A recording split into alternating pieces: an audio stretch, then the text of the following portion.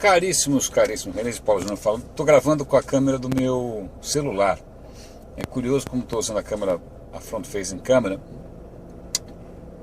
eu consigo me ver. Então acho que eu vou olhar menos do que o normal. Já olho pouco, porque normalmente eu só olho quando o carro para, né? Mas ficar me auto-observando é uma coisa meio bizarra. Mas anyway, vamos lá. Eu na verdade tinha começado a gravar essa história aqui na outra câmera que eu costumo colocar ali no vidro, mas a bateria acabou.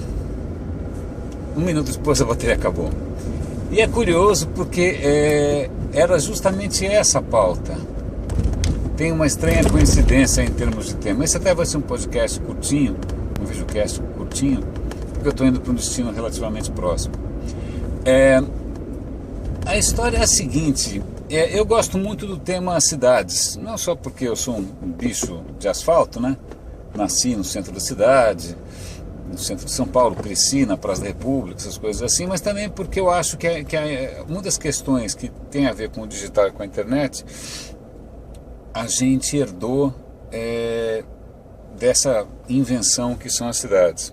Então, eu vejo aí uma série de ressonâncias, de ecos que têm aprendizados interessantes. Bom, em suma, eu estava lá acompanhando uma série de artigos, que na verdade era uma série que da BBC, eu acho que é da BBC, se não me engano, em que eles estavam convidando experts de diversas áreas para falar sobre como seria a cidade em 2050.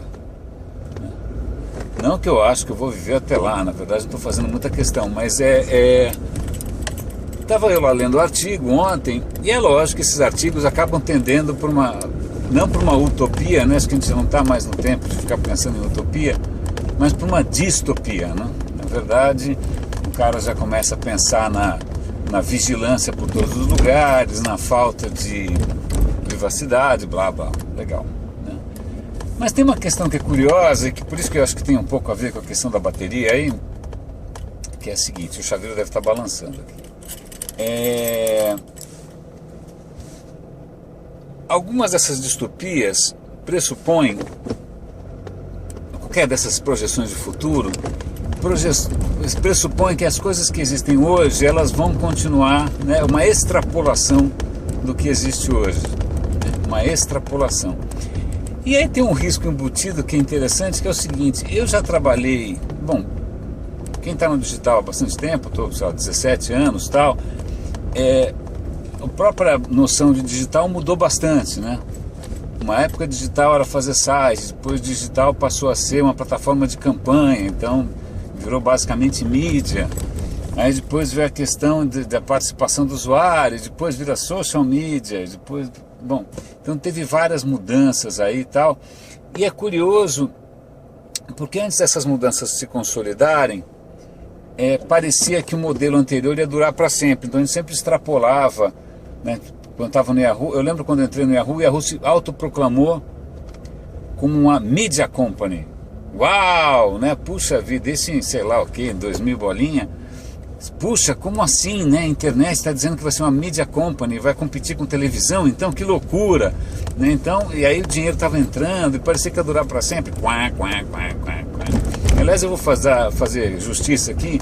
Parte da inspiração para essa reflexão aqui foi de um artigo que eu li na Read Write Web, que falava sobre os riscos que o próprio Facebook pode enfrentar, né, pode ter pela frente. Tem muito a ver com o que eu estou falando aqui. Aqui eu costurei as coisas, a história da cidade, do Facebook, do Yahoo, tal.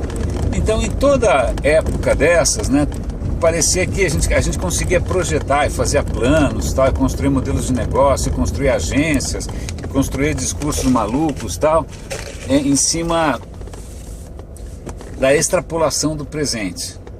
Tá? Curiosamente, eu acho que é aí que mora o perigo, porque algumas das coisas, até parece o título de um livro, né? Tudo que é sólido desmancha no ar, é um livro que fez muito sucesso nos meus 20, 30 anos, sei lá. Quando todo mundo fala, não, porque hoje o vídeo online, porque hoje a busca, ninguém está pensando, é engraçado porque são alguns discursos que é como se a gente está pegando alguns casos absolutamente excepcionais, né? A gente está pegando o sucesso absolutamente excepcional do Google, né? E o sucesso absolutamente excepcional do YouTube, que só é possível por causa do sucesso absolutamente excepcional do Google, né? E está extrapolando isso para a internet como um todo, né? Vídeo é barato de publicar, é de graça, tal, porque o YouTube deu certo. Não era assim antes. Não era assim antes. Se por alguma razão obscura o YouTube subir no telhado, não sei como é quem vai estar pagando essa conta, não sei quem vai estar montando essa estrutura. Se por alguma razão qualquer o Google também entrar em colapso, por alguma razão, vamos supor, de repente, agora não precisa mais fazer busca porque, sei lá, por alguma razão, né? Alguma evolução qualquer das interfaces ou dos devices e tal, que de uma certa maneira já está acontecendo. Quer dizer, eu quando estou viajando eu uso um TripAdvisor, eu não fico procurando no Google. Eu quando vou escolher um hotel eu também uso o TripAdvisor, né? Aliás, quando eu quero comprar um livro ou ver informação, eu vou direto para a Amazon. Então você começa a perceber que mesmo alguns cenários que seriam, sei lá, primazia da busca já estão começando a mudar de figura, né? Os caras devem estar percebendo isso, né? Então a gente fica sempre falando o digital, a internet, mas a gente está normalmente, de novo, extrapolando alguns méritos, algumas qualidades, algumas possibilidades que foram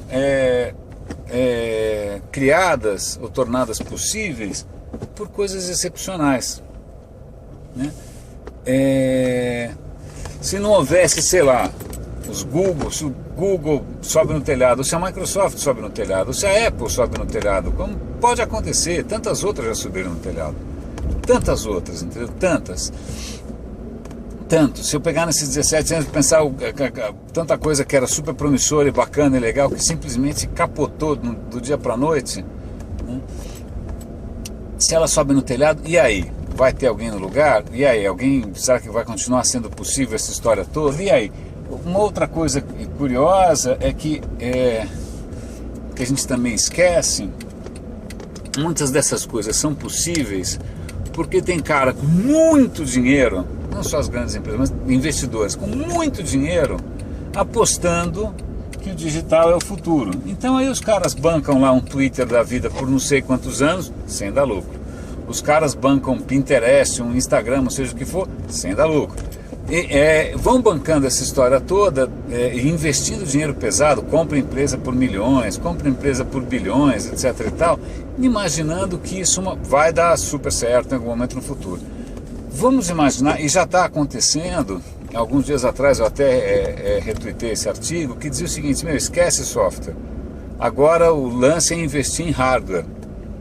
Ups, né? Então se de repente esse fluxo infinito de dinheiro sair, né, os caras mudam, cara, desencana de internet, desencana de startup, besteira, tá, entendeu? Não vai ter outro Angry Birds, não vai ter outro Facebook, não, o negócio agora é investir em avião não tripulado, o negócio agora é investir em relógio de pulso, sei lá que diabo que o negócio é investir agora, mas se de repente os caras apontam para lá em vez de apontar para cá, a vida pode ficar um pouco complicada. Bem complicada. Então o futuro pode, aquilo que a gente está achando agora, que é tipo lei de Moore, crescimento infinito e tal, a gente esquece que as coisas só crescem porque alguém está botando dinheiro, ou alguém está comprando, ou tem demanda. A coisa não é orgânica, né? A coisa não é tipo, sei lá, gripe asiática, né? A coisa não é tipo capim, sei lá.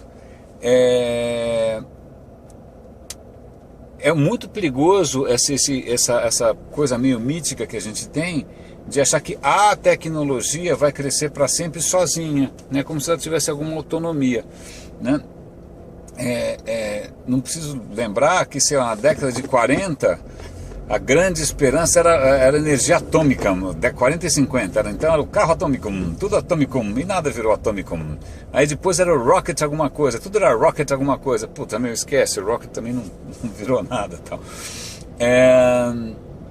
Então é possível, é perfeitamente possível que em algum momento a torneira seque. É possível que em algum momento o foco mude. É possível que em algum momento, eu acho que é capaz que já esteja mudando, né? E a gente não perceba, porque normalmente o que você percebe é aquilo que alguém pagou para ser publicado, alguém está pagando para fazer muito barulho. Então existe um descompasso entre as coisas que realmente são tendência, que tem algum potencial, e aquilo que as assessorias de imprensa, os PRs, ou as empresas, ou os caras que vendem livro, ou as faculdades, ou seja lá quem for, as próprias plataformas, ficam empurrando para a gente como o futuro inevitável. Na verdade, elas estão tentando garantir o próprio futuro inevitável, né? É bem possível que em algum momento, vamos supor, se você tivesse hoje uma super grana para investir, você ia investir no quê? E mais um clone do Facebook, mais um clone do Instagram, e mais um clone do WhatsApp, ou sei lá, você podia investir na cura de alguma doença, você podia investir, sei lá, em alguma outra solução para o transporte individual nas cidades, não sei, né? Aliás, falando nisso, isso é uma pequena digressão, mas acho que tem um pouco a ver. Hoje de manhã eu estava vendo uma entrevista que foi feita no 60 Minutes, que é um programa americano.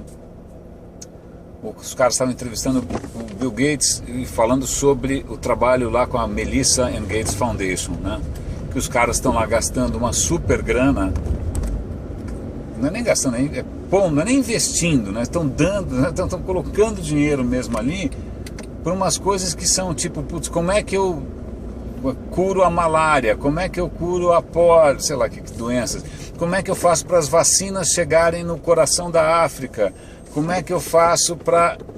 N projetos absolutamente, apaixonantes, legais pra caramba, o cara tá colocando grana ali, porque eu acho que o cara percebeu, eu falei, bom, esse dinheiro, eu provavelmente, aplicando dessa maneira, eu vou provavelmente impactar muito mais e transformar muito mais o mundo, né, do que, sei lá, procurando qual é o próximo WhatsApp para investir, né? E foi super bacana. Tem até um projeto que eu acho muito interessante, que é um reator nuclear, entre aspas, limpo, né? Um reator nuclear mais seguro, mais barato, tal, Atorium, muito interessante o tema. Então vamos voltar para cá.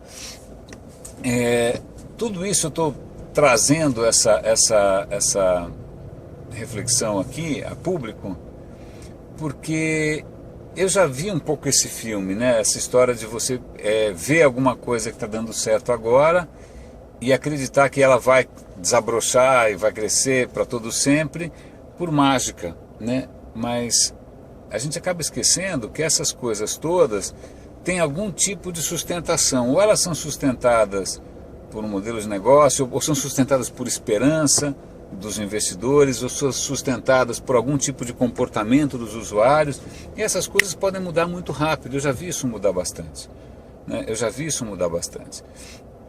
E aí a gente tem que tomar muito cuidado. Eu estou pensando nisso inclusive para mim mesmo, em termos de carreira, em termos de vida, tá? Lá estou eu de novo repensando carreira, né? Repensando, vendo como é que eu trabalho, etc e tal, para ver onde a gente amarra o próprio bode, né?